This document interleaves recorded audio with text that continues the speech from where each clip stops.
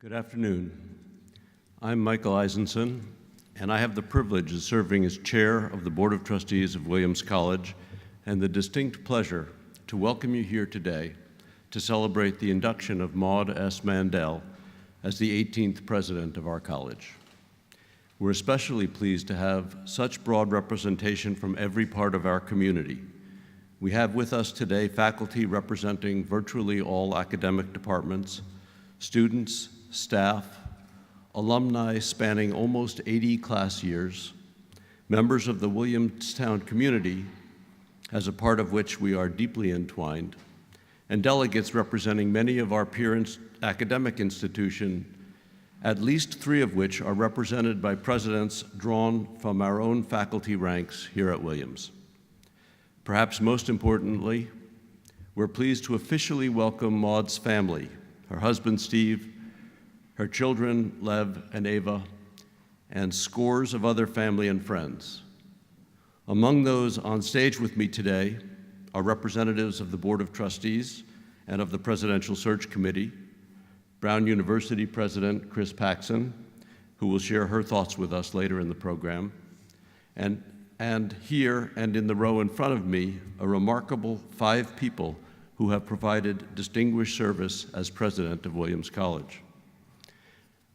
I now have the very pleasant duty of introducing several other individuals on the stage to offer greetings to President Mandel on the occasion of her induction.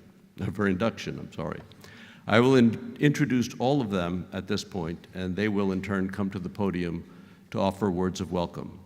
From the students, Lizzie Hibbard and Moisés Mendoza, both members of the great class of 2019 and co-presidents of the College Council. From the staff, Rachel Lewis, Assistant Director of the Center for Development Economics. From the faculty, Denise Buell, Professor of Religion and Dean of the Faculty. From the alumni, Kate Ramsdell, Class of 1997 and Vice President of the Society of Alumni. From the Williamstown community, Ann O'Connor, Class of 1986 and Chair of the Williamstown Select Board. And from the academic delegates, Professor Deborah Cohen of Northwestern University. Let me now turn over to the College Council co-presidents.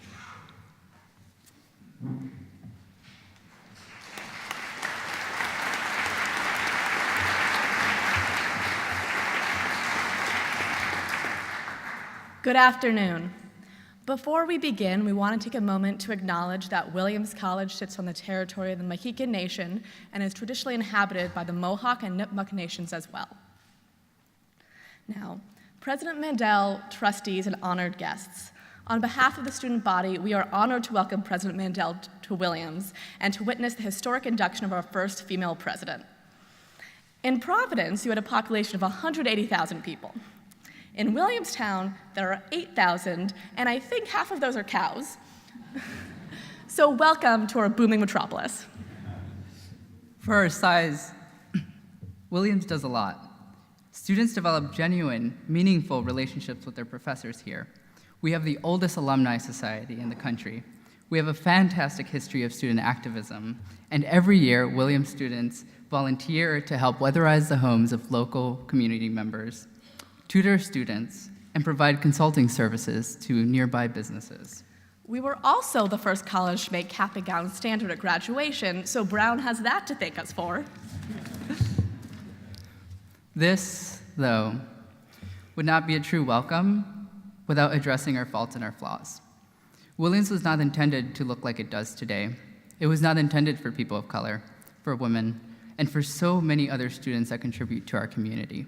What Williams looks like today came from the hard work of past, present students, faculty, staff, and administrators. Let's acknowledge their achievements and continue their work.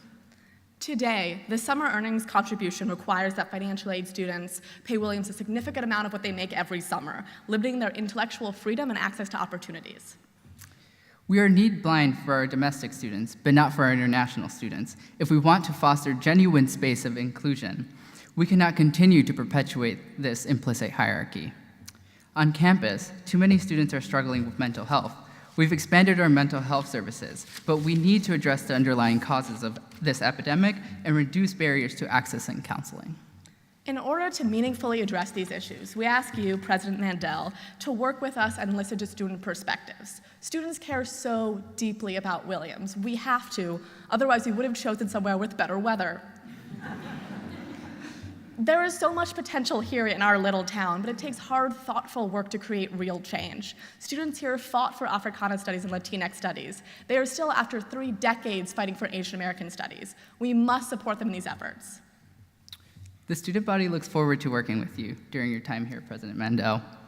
With your help, we hope to fulfill our mission statement, which so eloquently reads, Williams should not be regarded as a privilege destined to create further privilege, but rather as a privilege that creates the opportunity and responsibility to serve society at large. So we welcome you, President Mandel, to our flawed, beautiful, and complicated school. Thank you.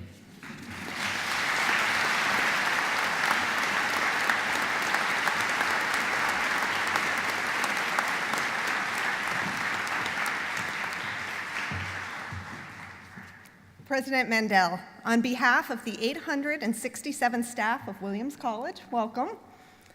In just 2 months here, you have already learned more about my department, the Center for Development Economics, than many who have been here for years.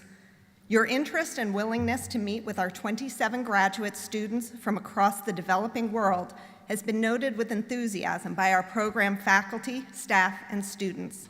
It seems to be a good sign that you have already embraced a program that is sometimes felt to be tangential to the mission of Williams College.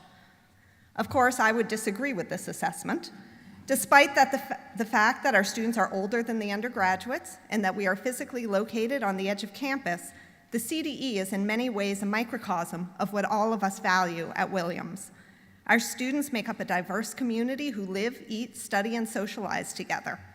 Many of them arrive unfamiliar with the concept of the liberal arts and with little experience of having direct and frequent contact with their faculty. In just 10 months, they graduate with a master's degree and return to their home countries. They leave Williamstown having built a network not just of friends, but of colleagues from around the globe. They continue to learn from each other and to grow in their roles as policymakers. And they remain devoted fans of Williams College, going as far as to name children and hiking trails after Williams faculty and even after Williams itself. A few people here may already know that I first met Maud in the summer of 1981 at the Hartsbend Farm Camp, just away up the road in Newfane, Vermont. While day-to-day life at camp and at Williams may be very different, there are some similarities. Camp brought together a group of kids and counselors and dropped us in an intense environment. Within a safe setting, we were given more space and freedom than most of us had ever had before. We were challenged to try new things and supported in our efforts. Those I've stayed in touch with from camp often describe the experience as one of the most formative of their lives, in much the same way as Williams alumni think of their college experience. President Mandel, you have already shown that you will take an interest in all of the wonderful components that make up Williams College, whether they involve thousands of people or just a few. The staff at Williams is diverse, and many of us work in small departments or behind the scenes in roles that sometimes feel overlooked. If your interaction with the CDE is any indication, I know that you will help the campus as a whole recognize that each one of us, staff, students, and faculty, plays a role in helping Williams be the formative institution it is. So to you, President Mandel, and to your family, welcome and mazel tov.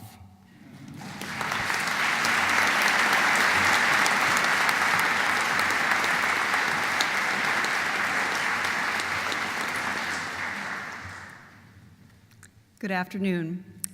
President Maud Mandel, it is my honor and privilege to offer you greetings on behalf of the Williams College faculty. 6 other historians have led Williams College: Tyler Dennett, James Finney Baxter, Jack Sawyer, Frank Oakley, Hank Payne, and Bill Wagner. But we've never had a historian like you. You are the first to work at the intersection of modern French and Jewish histories. And yes, you are the first female historian to serve as president. Indeed, we celebrate you as the first woman to lead the college in its 225 years. Maud, we value the experience that you bring as an alumna of a small liberal arts college, my hometown, and as a longtime faculty member of a university deeply devoted to undergraduate education. You join us as an accomplished faculty member whose devotion to teaching has been channeled into enhancing student learning broadly. And how fitting it is to have a president whose research can inform and support our institutional commitments to inclusivity. Your scholarship has focused on minoritized religious, racial, and ethnic communities in modern France. Using a historian's fine-grained commitment to attention to historical context, you have illuminated the resonances and differences between communities responding to the trauma of genocide, and you have shown how stories of conflict resonate differently among differently minoritized groups, how they arose and remain pervasive and influential. We look forward to benefiting from how your expertise can help us to assess the stories we live by and to produce ones that can enable all of us to flourish because of and with our differences in this college community, in this region, in this country, and in the world. One of your first acts this summer was to meet with the chairs of all academic programs and departments. More than this, you took it upon yourself to go to the faculty, meeting with chairs in their offices.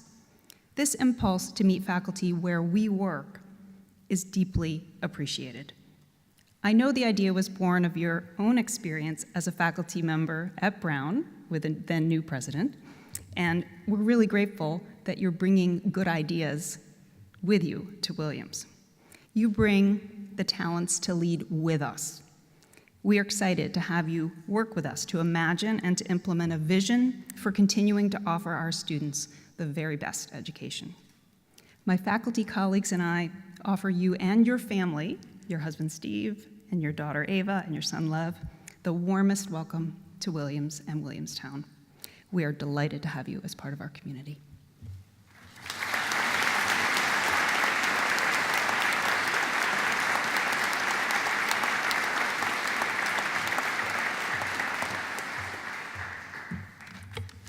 President Mandel, on behalf of the Society of Alumni, I'm honored to welcome you to the Williams family. During your tenure, we will celebrate the bicentennial of the Society, the oldest organization of its kind in the country. I am certain, based on the fact that you've already painted your door purple, that you'll be ready to celebrate with the 29,000 living alumni who are planning to show up for the festivities in 2021. Small liberal arts colleges often make the news these days because we're told that our brand of learning, teaching, and living is in peril. Yet here you are, in the early days of your presidency, assuring all of us that the strengths that have made Williams one of the best schools of its kind for over 200 years in the world is ready to become even better, while also reassuring us that you will work to understand and hold on to the fabric of the culture that has made us who we are. I can bet I'm not alone in loving the fact that when you spent time on campus during the presidential search, the Williams community made it so clear to you and your family, and this is your quote, that its tight-knit and supportive culture, its whimsical sense of humor, and its intellectual energy are what drew you to the place. The Purple Mountains and the facilities that we have are certainly an important part of the Williams experience, but I'm sure, as you have already found and you will continue to find, it is the people that make this place extraordinary. Diverse, energetic, proud, collaborative, creative, forward-thinking, and ever critical and questioning, because isn't that what a liberal arts education is supposed to do for us? Williams alumni embody the mission of the college in all that we do and all that we are in the world. You have had a chance to meet many of us and to hear our stories. I hope that we have allowed you to begin to understand the far-ranging and deep impact that a Williams education has once we all leave the Purple Valley. You've shared your interest in developing meaningful, collaborative, and inclusive partnerships with all of the constituents of the Williams community, and as alumni, we will share that goal with you. I look forward to getting to know you over the course of the coming years in my role with this society, but on behalf of all of us, if there is anything that any one of us can do to make you, Steve, Lev, and Ava feel at home, don't hesitate to ask. Our purple doors are open.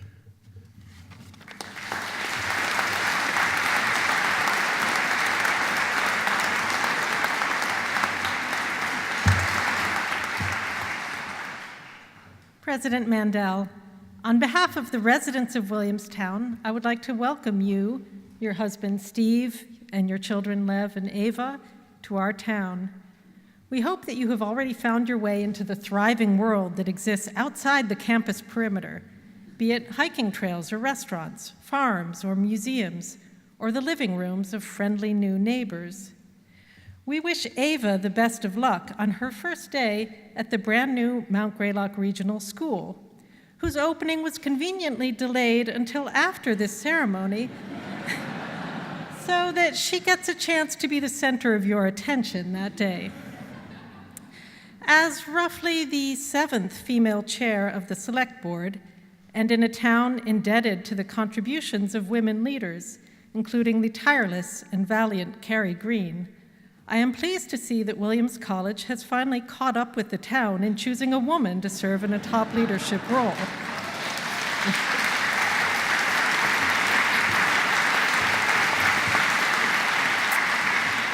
For its part, the town elected its first woman leader already back in 1960, right around the time the college was diversifying by hiring its first Catholic professors, Frank Oakley and Dan O'Connor.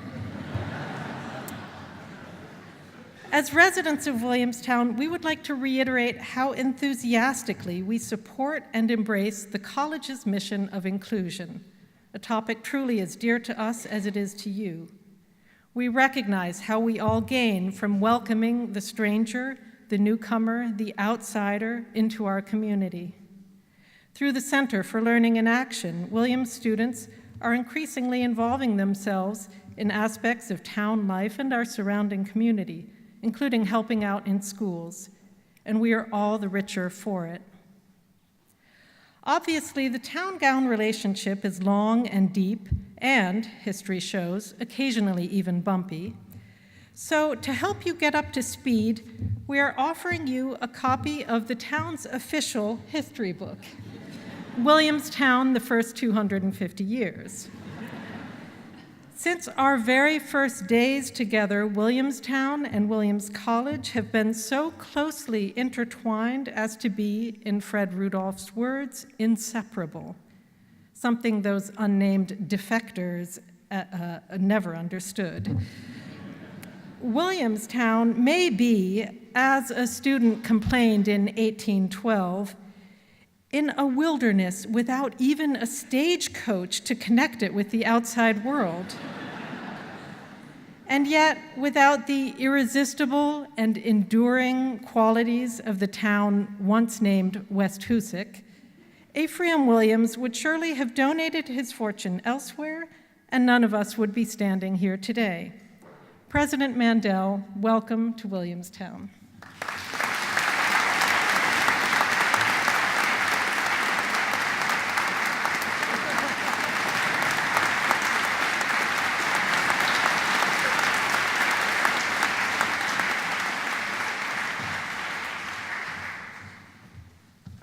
Hi, I've got the happy responsibility of conveying the well wishes to other colleges to Williams on the appointment of President Mandel. Maud is the most reasonable and fair-minded person I know, which is undoubtedly evident to those of you who've already met her. And I should say I know a lot of really reasonable and fair-minded people. This was a hard competition. She listens scrupulously, and in her everyday dealings, as in her marvelous scholarship, is extraordinarily astute in understanding the investments that underlie the positions that people take, whether those are political or religious or economic, ideological, familial.